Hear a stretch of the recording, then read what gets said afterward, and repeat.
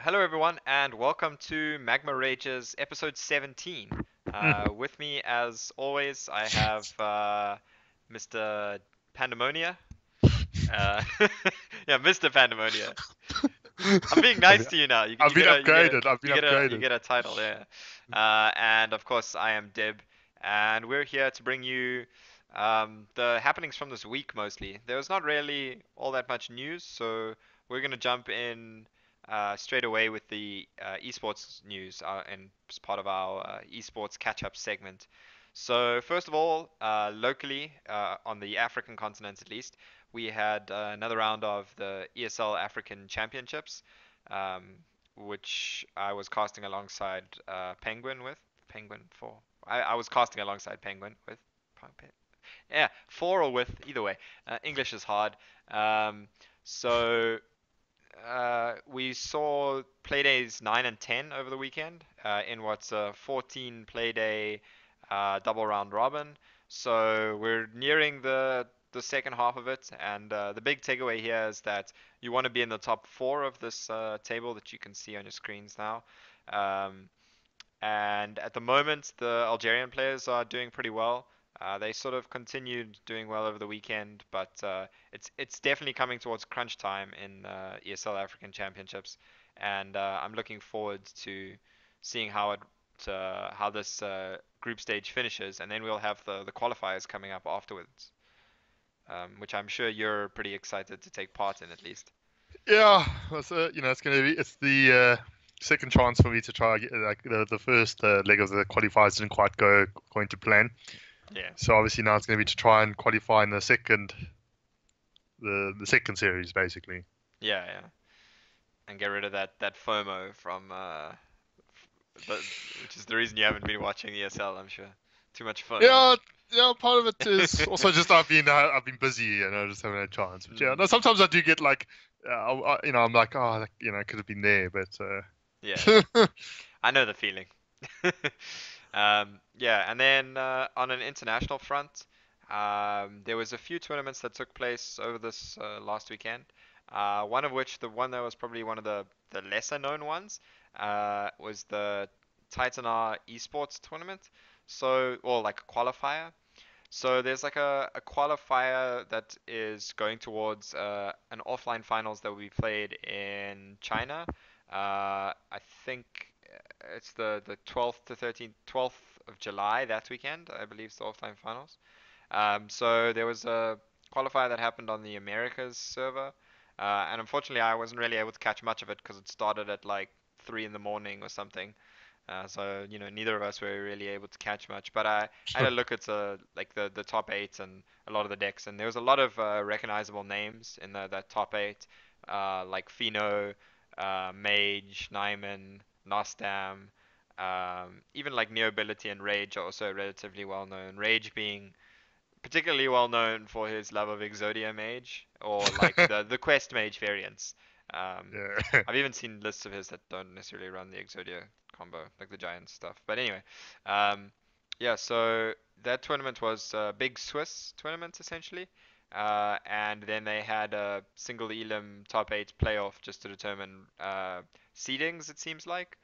Um, and rather appropriately, the guy that actually finished 7-0 in the Swiss uh, also won the playoffs. So obviously his lineup was really good for the meta that he predicted. But I mean, we saw a lot of really good players in the top eight, and a lot of really good players missing out as well. Like in that like top 16, which is always a rough place to be. Basically, meaning they were one win off, as it was the Chung FR who finished 7 and 0 that qualified in first, and then the rest of the top eight all finished 6 and 1. Fino in particular, having a pretty big comeback kind of. He lost in the first round and then went and won 6 rounds in a row to just scrape in eighth place.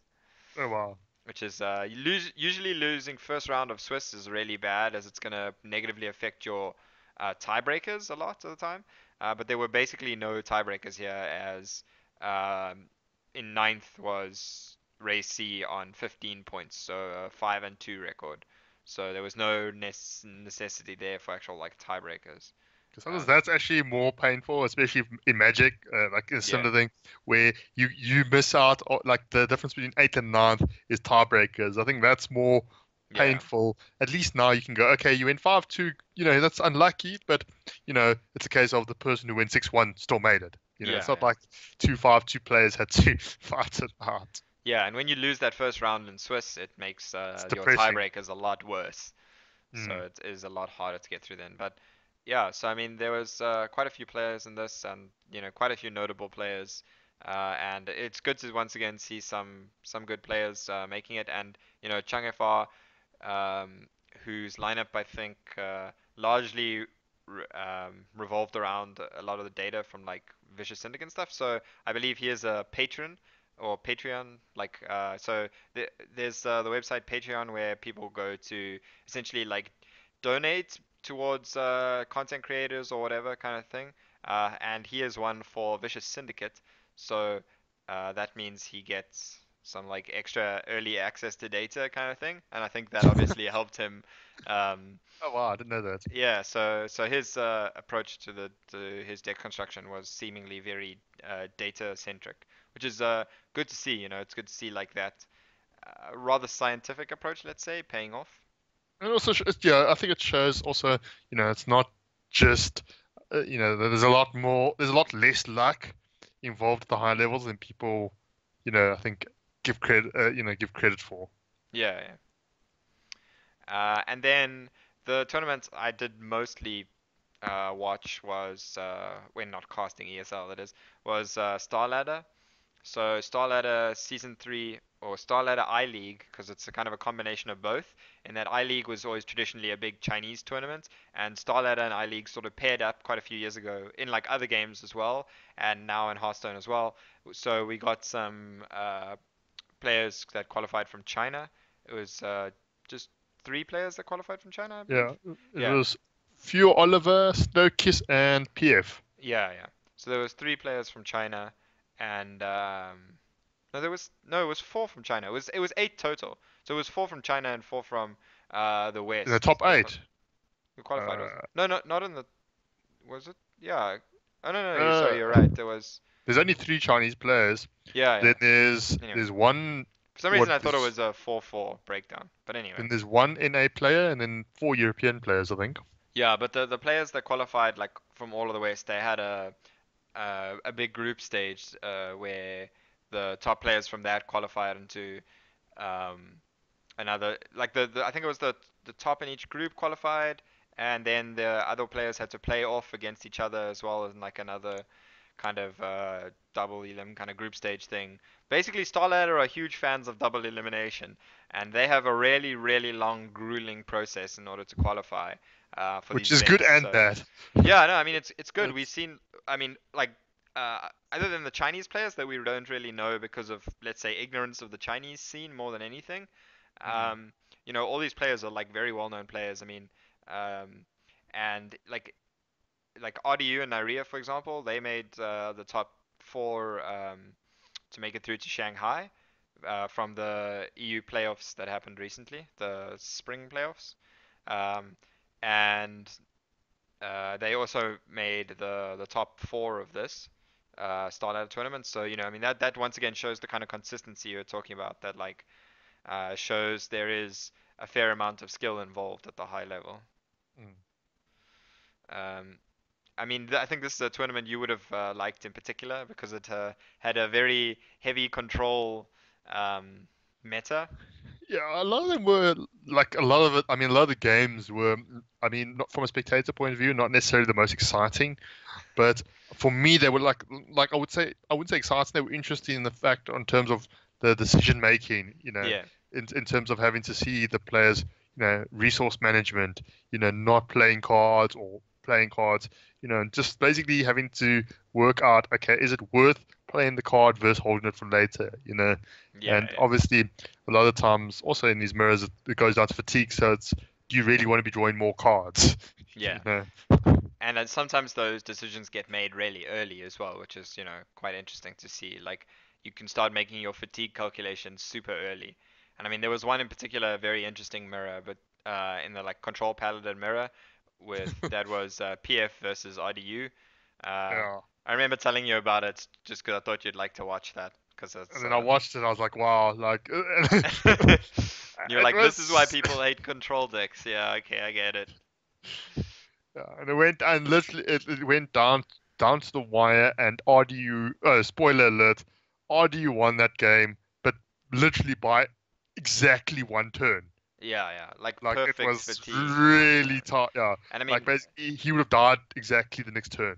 Like yeah, yeah. that's yo, it It was. was a super close game, and it was exciting towards the end. But I mean, yeah, the it was something like 40-minute game or something Yeah, crazy, it was long. I which think they were is saying very 40, long. 50 minute game. Yeah, Yeah. yeah. So I mean, then in the end, Zalay managed to walk away with first place. So once again, spoilers, but I mean, that's Did you usually kind of watch what it? we do. So you can still definitely go back and watch a lot of these VODs because they are still very interesting games. So Zalay managed to take first place up against RDU in the final. Zalay having a very anti-control lineup that meant he was generally pretty favored against most of the field. So him having a very good meta call and managing to actually win as a result of that, and obviously playing well. Although on the first day, I'd say, even the first and second day, a lot of the players weren't necessarily playing that well, which to me is kind of encouraging because it kind of tells us that even though these are really like high level players and they are very good players, they still sometimes have room for improvement, which is Mm. an And they're still encouraging human. thing. Yeah, yeah. At the It's end of the day, they're not machines. They still need, they need to get into it, kind of thing. Yeah, it's encouraging to see that even at the top level, there's still room for improvement, which goes to speak towards the sort of skill ceiling, which is a relatively important thing. Um, yeah, and then RDU managed to take home second, and Nirio was fourth with PF in third. So yeah, I mean, Europe doing relatively well, but falling short ultimately to the single North American player there, and Zalay getting what's pretty much his first big LAN win, or yeah, pretty much his first big tournament win. Um, which was kind of surprising considering he's a pretty well-known player. So it was kind of surprising to see that it's his first real big tournament win. Who's this? You say? Zalay. Oh, is it really? Yeah, exactly. Oh, That was kind of what I oh. thought too. But yeah, it is his first like big tournament win. Oh, big tournament win. Okay, Well, so like yeah, like he's any been tournament that's gone to LAN, basically. okay because he's been in like a lot. It's just okay. So it's Yeah, just a case of like no he dream hasn't won hacks, one. no anything like that. That's the thing. A lot of these players, they constantly you see their names popping up in top eights or top 16s, but then eventually, you see them win. And the way There can only be one winner. There's a exactly. limited number of tournaments, so But the thing is, in terms of looking at top players, it's the way like I draw the similarities to Magic the Gathering, where even though let's say the top Pro Tour players, I mean, I say this, with respect to them, but they've only, let's say, won a Pro Tour twice, and let's say top eight at let's say three, four times. And if there's like four Pro Tours a year, there's, and over the years there's plenty. But the point is, like, they've top eighted, let's say, lots of times. And in games like Hearthstone and Magic, that's a measure of consistency. Whereas, yeah, if you look at other games, like, I mean, let's say, like soccer or even, I mean, CS:GO or Dota, the yeah, best teams win a lot more of the big tournaments. yeah. Because there's less inherent variance. I mean, Exactly. like here, I mean, we saw Nyman making the top eight at least for Yeah, Starladder, and I mean, yeah, then also making the top eight in the Titanar event, which he pretty much had to play in after getting knocked out of this. Uh, so like yeah, I mean, and once again seeing RDU and Nyria doing well here as well as doing well in the spring playoffs. So it does speak to yeah. that kind of consistency. But like when we talk about consistency in Hearthstone, we generally refer to top eights Yeah, as opposed to winners of. yeah, yeah. The people that get towards the later stages of these like long grueling tournaments. Yeah, Yeah. exactly. Yeah. And then speaking of long grueling tournaments, there is DreamHack Summer coming up over this weekend, I believe. So there's more esports to watch. It's really like not let up over the last like 4 or 5 weekends. I think we've had like a relatively big tournament every weekend, and DreamHack is one of the biggest. Just a big open Swiss tournament that then gets cut down to like top 16 and top 8, and then onwards. Very much very similar to how Magic the Gathering does its tournaments, and pretty much what uh, the Hearthstone Championship Tour is kind of like copied a little bit now in terms of, well, also going to Swiss. Like DreamHack was one of the first Hearthstone tournaments to be doing Swiss, Yeah, with the which sort of top 8. and I really like. I'm always been a big fan of Swiss.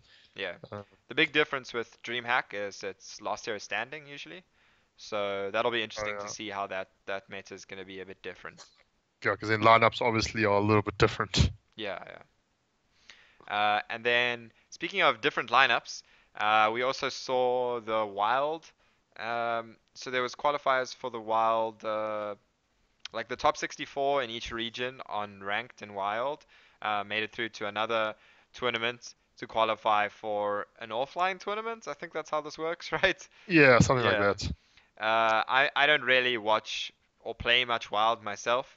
Um, so I honestly know very little about Wild, but we still got to bring this Wild news for our viewers that are particularly interested in Wild. I just did notice that there were some very interesting decks, like a Yeah. fair amount of inner fire oriented priest decks with like which is not something I thought was particularly amazing in Wild, but we have like And the control the board, sort of well-known player that seems to play exclusively Wild these days. He had an Inner Fire Priest.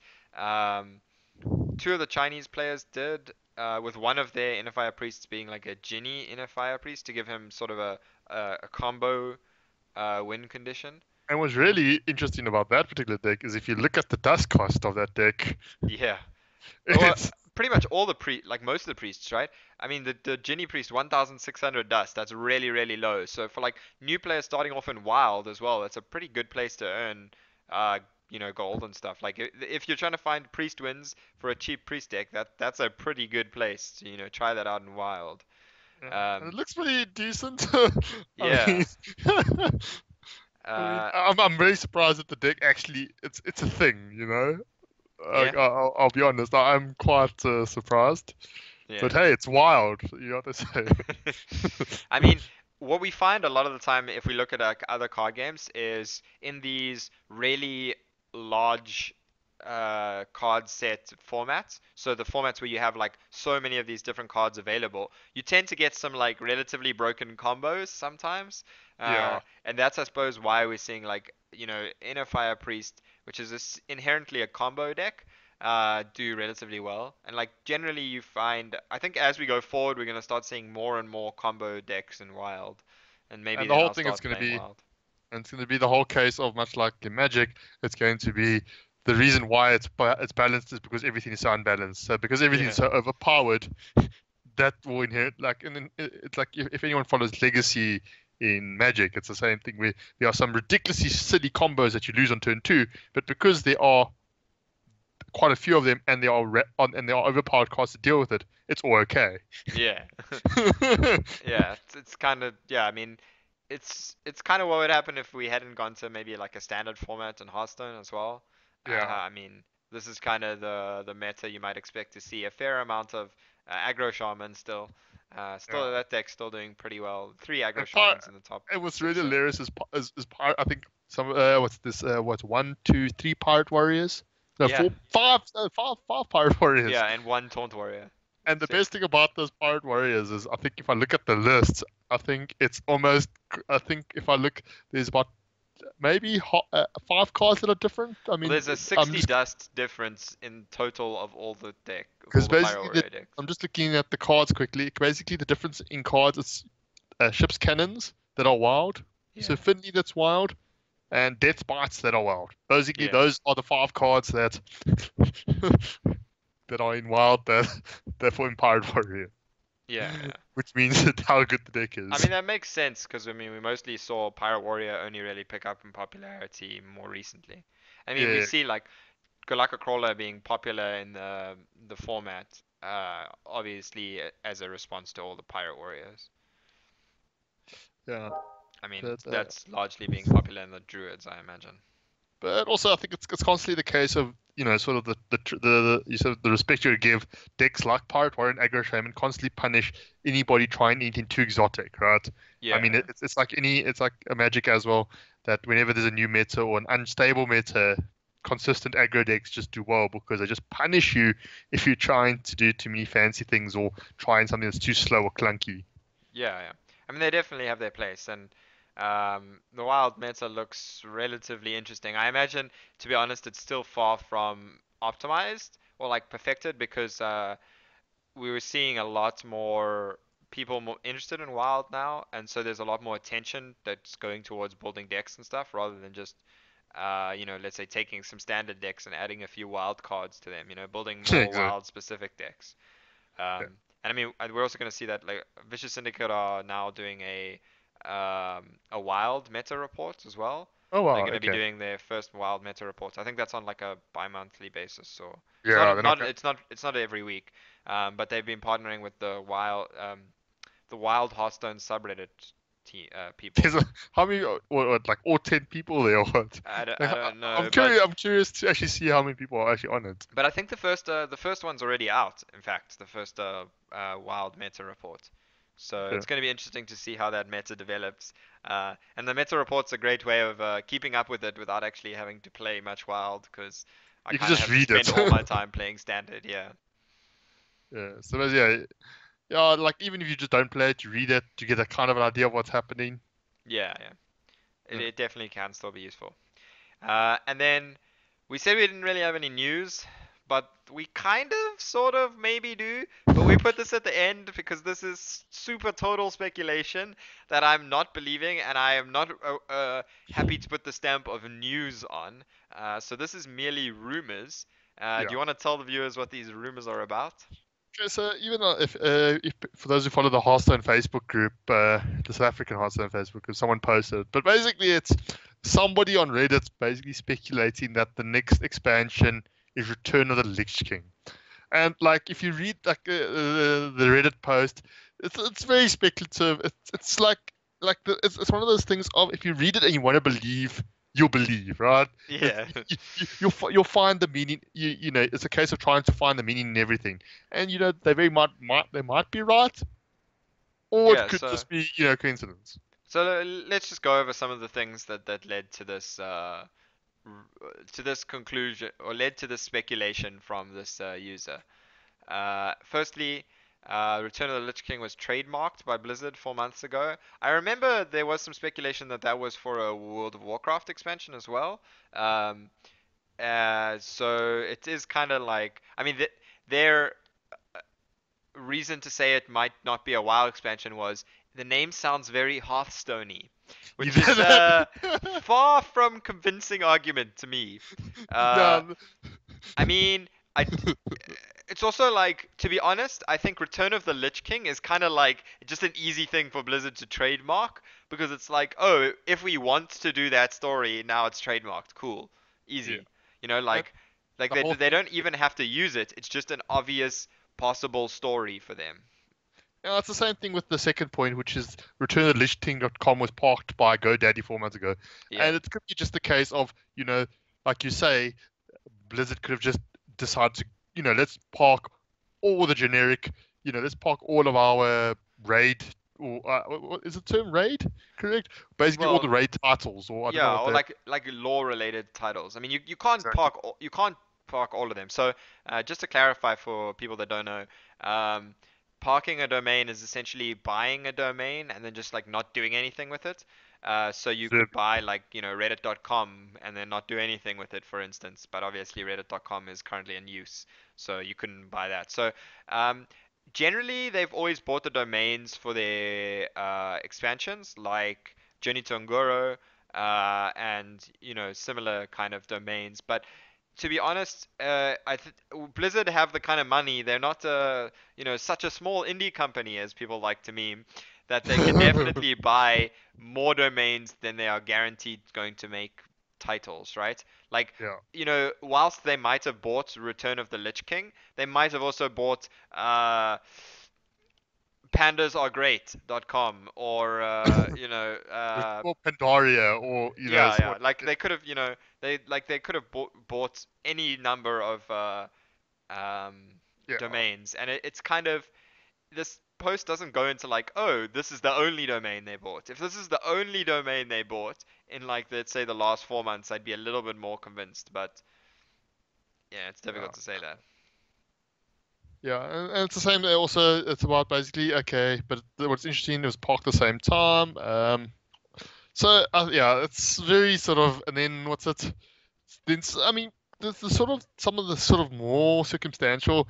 The Reddit thread goes on to say about the largest card backs have to do with Arthas, and Arthas obviously is a key. Obviously, is part of the whole Lich. Like I don't know the World of Warcraft lore that well, but I know Arthas is obviously very. I'm not sure he's not the Lich King, right? He does become the Lich King. Okay. He doesn't start off Because his he journey as was the Lich supposed to be King. the good guy, right? Like Yes, he was a good human guy, and then he kind of got yes, he corrupted, if I was, and remember then he correctly. became the Lich King. Yeah. Yeah. And then basically people are saying that like small things like some of the images have hints of, Return of the Lich King kind of theme. Yeah, basically that there were hints of like Dalaran and what was the other one? And some Uh, but people like, even say, I mean, like, let's be honest, Dalaran is like central to so much plot within within the Warcraft universe. I mean, even just let's say, Dalaran was featured in the Warcraft movie, so they could have just been doing it for that reason. Like, there's no specific reason it is specifically going to be Return of the Lich King. this, Like, I'm just, whilst I think that this is the best indication to what the next expansion is going to be. And if you it's had to nothing concrete. if I had to put a guess on an absolutely random thing for the next expansion, fine, I'd probably go with this for now. But it There's doesn't nothing really, like, concrete, yeah. yeah, it doesn't tell us anything really about, like, I wouldn't get too hyped about speculating on all the possible Lich King themed cards we could see. Yeah. Um, I mean, I think we need to wait for more. And I think what, because the next release is probably going to be in August sometime. Yeah, I would speculate that they will tell us in at Shanghai. Like, that's Yeah, yeah, generally yeah. they've tried to do their releases around those dates, right? Or like Or the around, announcements, yeah, yeah. then they announce things at the championship tour events a lot of the Or they time. do Blizzard in Blizzard style. They make an Announcement of the announcement announcement, that, yeah. that there's going to be an announcement of the announcement. Yeah, yeah. But I imagine that's a great place for them to do it. Lots of people will be watching already. It'll generate more hype for the Hearthstone Championship Tour event. And they can do that sneaky thing they like to do of releasing cards in between the games, you know? It gives good content for in between the games, rather than, just having to do the kind of interview things they do, which are also quite interesting, but it And gives hypes good people up content as well. for in between the games, and it's yeah, it's just lots of hype, right? So it's more for the casual audience as well, rather than just the people interested in competitive Hearthstone. Yeah. Yeah, that's the thing. It's also it's once again it's part of its marketing, right? It's just Yeah, getting people into the game, getting people excited, and because they know a lot of people are going to be watching the HCT, then it's like, okay, let's start roping them back in. Maybe they stop playing Hearthstone for a while. Let's get them back in. yeah, yeah. Like, they might be watching a big event, but they haven't actually been playing a lot recently. Like, I find sometimes I watch, let's say, like Dota tournaments, but I don't actually play much Dota anymore. And sometimes watching it just makes me want to play anyway. But Get you hyped, right? It's yeah, like if especially they're you watch a hyping you up with competitive. like new cards and stuff, then that's that's You know, the always the kind of candy that is thrown in front of a cardboard, or the can. I was trying to avoid saying cardboard crack, but the crack that is mm, thrown in front of collectible card game players. I mean, yeah, we see that's like relatively common in other card games as well. And they dangle it in front of you. yeah, like, ooh, here's some of the cool cards you could open if you buy some packs, buy some more packs, buy packs, buy packs, buy packs. And, Um, well, it actually starts off. It starts off with everyone like posting about how much they hate the game and they're going to quit. And then literally Blizzard walks along with like a dangles a con. Everyone's like, "Oh no, we love this game." yeah. Like, what do you mean we hate it? No, we don't. I mean, yeah. I think that was particularly true with Johnny Tongoro, where like a lot of people were upset with the Mean Streets of Gadgets and meta. But I think the rotation and the new Johnny Tongoro Yeah, set has done a lot to make the meta really like I personally think Hearthstone's in a really good place. I mean, I'm still playing new Yeah, decks now that like I'm like, oh, this is new. Uh, yeah. like yeah, there's and I still think a lot of decks are not like optimized. There's still some like hidden archetypes within decks, within classes. I think like yeah, I think And it's in yeah, a pretty good place right now. the fact, like for me, what kind of is not just that, but that 8 of the 9 classes are, viable at the moment. Yeah, Which and Warlock has kind of always been really good, so it's fine if it takes a break, right? I mean, it's not like no, it's but not like perfect, but like it's this is the yeah, best they've gotten for a long time. 8 out of 9 is, yeah, yeah, because I mean previously it was what about 7 out of 9. yeah. Now we look at 8. I mean 8 out of 9 is decent. Obviously they're gonna want to try 9 out of 9, but that's Yeah, that's somewhat ambitious. It's a lot exactly. more difficult to balance a game than I think most people think. Yeah. Also because you can't test everything. So even though they do have a testing phase, I mean, um, yeah, to test things, you basically have to have the best players in the world playing in your like testing. If they're the best players in the world, they're gonna rather go play competitive, right? yeah, Or it's like, yeah, you need because there's so many people that are trying to figure out the best ways to build decks, and there's so many different permutations and ways to build decks that yeah, it's almost impossible for them to know about everything beforehand. exactly.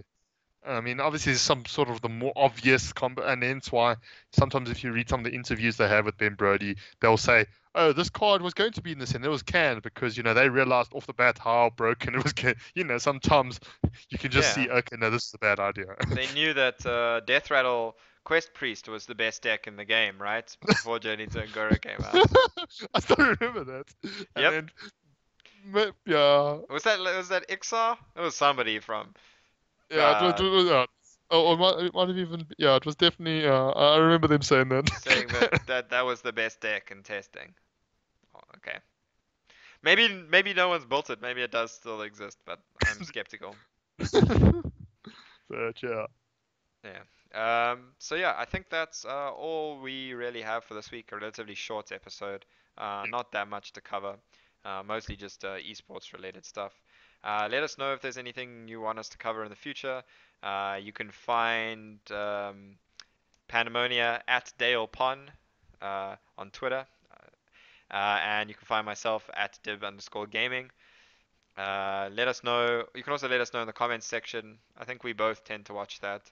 Um, I mean, I remember you responded to some comments before I did, for example, in like some of the posts. So, yeah, I mean, uh, we do watch the comments section. Let us know if there's anything you would like us to include in future episodes, or yeah, if there's any feedback you have whatsoever. It's always appreciated.